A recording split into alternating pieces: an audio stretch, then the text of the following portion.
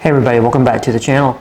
Today's video we're going to be taking a look at a Utica Cutlery. Kind of a survival knife, fixed blade, but a knife nonetheless that has a little story behind it for me that we'll get into right now.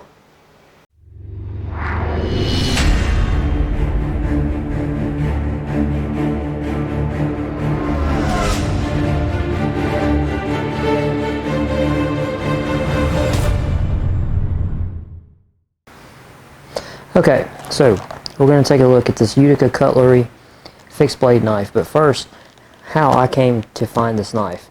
I look at Sportsman's Guide, among other websites, and I check them all the time for, just things that are on sale or clearance items. They had this knife, and I've never seen it again, including right before making this video. I went and checked again, and yeah, they didn't have it. So I have a feeling it was, maybe a bulk purchase. They discounted them, never got them back. But anyway, I got this knife for mid $40 range, and when I saw it and saw the specs, I was like, man, this is a really good deal, for like 40-ish bucks.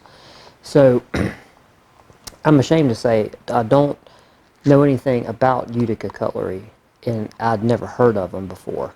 And so, of course, I tried to do a little research. Company from New York, been around forever. From 1910, they were making pocket knives, and then in 1918 they started making fixed blade knives. So anyway, what's in the box is the knife. You get a belt loop, or not a belt loop, but a belt retention mount, if you want to go that way, and you get a little piece of paper. So let's take a look at the piece of paper first. And basically, it's thanking you for buying the knife. And they do say this is a survival fixed blade knife. Like I said, they give you this for the sheath, which we're not going to use, and any useful information other than it's a high carbon 1095 with a powder coat finish. And let's see, the handle and bolsters are micarta, and let's see, it is a friction sheath. Okay, so let's hear that. Yeah, you heard that. Holds it really well. So let's put this to the side, and let's look at this first. They give you some cordage. They give you a little compression, a little spring-loaded ball there. Okay. So, like I said, lashing holes, so you can fix it to your bag, or you can stick the belt retainer on there and use it. And there's some things on here that I'm just going to go ahead and show you. And you notice on this right here, right there, it's a sharpening blade. So really cool. And then this is a ferro rod, and then you just unscrew this, and they give you this, which is actually got some serrations on it, which hopefully it'll focus. Hopefully it'll focus there. So you do have something to strike with, other than, the backbone of the knife, which is really nice, for just sticking it on top of your sheath, really cool, good idea. I found one thing interesting. It has a weep hole right here, right there. I don't know if you can see it or not, if you can see light through it. It has a weep hole, but on this, it has two O-rings.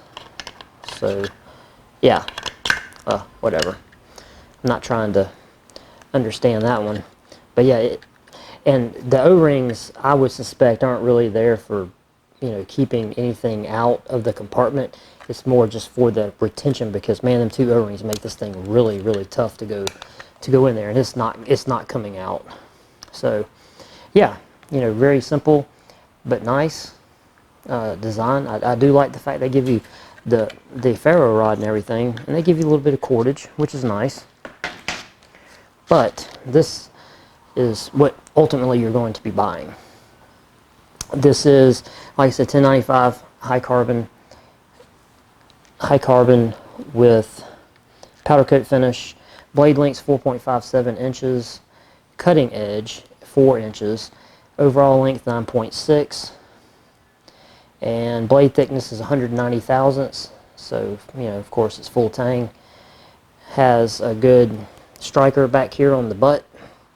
Does have it is skeletonized, so you can run some cordage through it if you felt so inclined. You know, maybe in the choil here you could fashion it to a you know, make a spear. You know, if you had a piece of wood or something, maybe if you would wanted to do that. Let's see, flat grind is what we got on the cutting side. Handle thickness 650 thousandths. Weight 9.8 ounces. So, you know, it's not heavy, it's solid. It's very solid, but not overly heavy. Let's see, weight with the sheath 12.7 ounces. And it has a lot of really good texturing. I don't know how good this is going to pick up, but right here and right here, right there and right there, it has some indentation. You know, some little valley right there. You know, right there and right there. So, really, really good in your hand. And it also has some contouring right here and right here. And just solid in your hand, rock solid. Does have some chimping up here. So if you choke up on it, which is, you know, plenty of room here. I mean, just, my whole finger fits in there very comfortably. So yeah, if you were to choke up on it to do some fine feathering or some more precise work, solid, rock solid. And does have a little bit of texturing here, maybe just some little anti-slip type deal going on. It is on both sides, so you do have that on both sides of the knife. Yeah, really solid knife. And the number to this is 11-UTKS-4. Yeah, UTKS-4. Like I said, American made, 1095 high carbon. Only thing I wish that I would have done, you know, would have been to buy two. Because normally what I like to do with my knives, especially when I find one that I really like, I put one in my kit and I put one in my safe. Just in case the SHTF ever happens, you know, I will swap out my kit for a new version of the knife that I currently have, not one that's a couple years old. Just me, my own craziness is how I do it. But yeah, man, this knife can still be found, even though you can't get it off Sportsman's Guide. You can get it off of like Knife Connection, really anywhere. You just type in Utica and type in that number. You know, you can find it. And I believe I did look this knife up, and this knife can still be had for in the $50 range. Really good. And I've watched a lot of guys on YouTube put this knife through its paces, and it you know, performed just like you would expect a 1095 high carbon blade to perform. So it doesn't disappoint. And yeah, really, you know, for me, not knowing nothing about this company and just seeing this knife, thinking, well, hey, you know, it's a good price, you know, I'll try it. I wish I'd have bought two. So if you're in the market for, you know, something, you know, sub 10-inch fixed blade, 1095 high carbon, you know, just a good knife, this seems to be a really good knife. Like I said, reviews I've seen on it, really, really good. I'm not, of course, going to destroy the knife because I pay for them. So, you know, no sponsor or anything. So a lot of the knives I get, you know, I practically use them. I don't try to, you know, make them fail, you know, just for a video.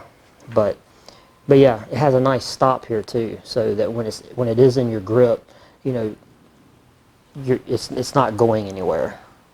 And like I said, one of the things that impresses me really about this knife is the grip in my hand, you know, and that's of course subjective because I don't have the largest hands in the world, but yeah. But anyway, this is a really good value, I think. So, like I said, if you're in the market, check it out.